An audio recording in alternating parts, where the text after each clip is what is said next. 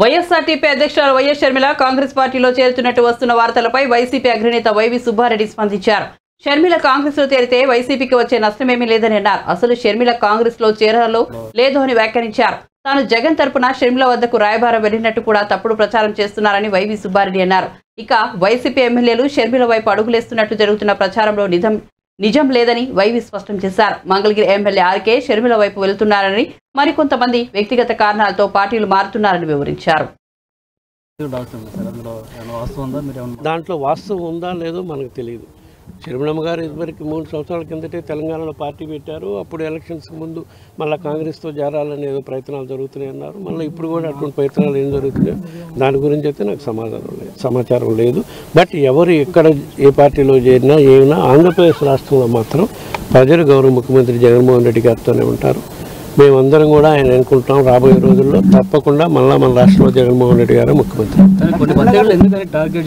చెప్పాను కదా, ధైర్యంగా జగన్మోహన్ రెడ్డి గారిని, చంద్రబాబు నాయుడు గారిని కానీ, ఆయన దత్తపుత్రుడు పవన్ కళ్యాణ్ కానీ వీళ్ళందరూ కలిసి వస్తున్నారు కదా. వీళ్ళందరూ కలిసి వచ్చినా సరే ఎదుర్కొనే ధైర్యం లేక ఈ విధంగా కుట్రపు రాతలు రాసి ప్రజల్ని నమ్మించే కార్యక్రమం చేస్తున్నారు. ఏదో మేము భయపడిపోతున్నామని, ఇంకొకరు వస్తే భయపడతామని అటువంటి భయపడాల్సిన అవసరం లేదు. చెప్పాను కదా, మాకు ప్రజలే దేవుళ్ళు. ప్రజలకి మా ప్రభుత్వం అమలు చేస్తున్న పథకాలే, సంక్షేమ కార్యక్రమాలే మళ్ళా ముఖ్యమంత్రిగా జగన్మోహన్ రెడ్డి గారిని మళ్ళా అధికారంలోకి వచ్చే విధంగా చేస్తారు. ప్రజలు ఆస్వాదించడానికి సిద్ధంగా ఉన్నారు. చాలా మంది వైసీపీ ఎమ్మెల్యేలు షర్మిల గారు చూస్తున్నారు అనేది ప్రచారం జరుగుతుంది.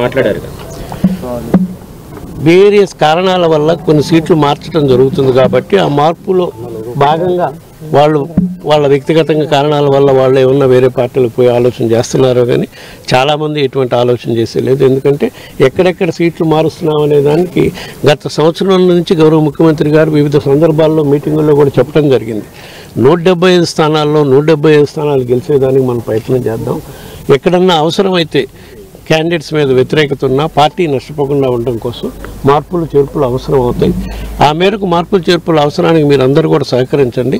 రాబోయే రోజుల్లో ప్రభుత్వం వచ్చినాక మళ్ళీ మీకు అందరికి కూడా మేలు చేసే కార్యక్రమం చేస్తామని చెప్పి ఈ సందర్భాల్లో జగన్మోహన్ రెడ్డి గారు చెప్తున్నారు. ఇప్పటి వరకు దాదాపు 15 మంది దాకా మార్పులు చేర్పులు జరిగింది. అట్లా అని ఎవరైనా పార్టీ నుంచి బయటికి పోయే పరిస్థితి ఉందా?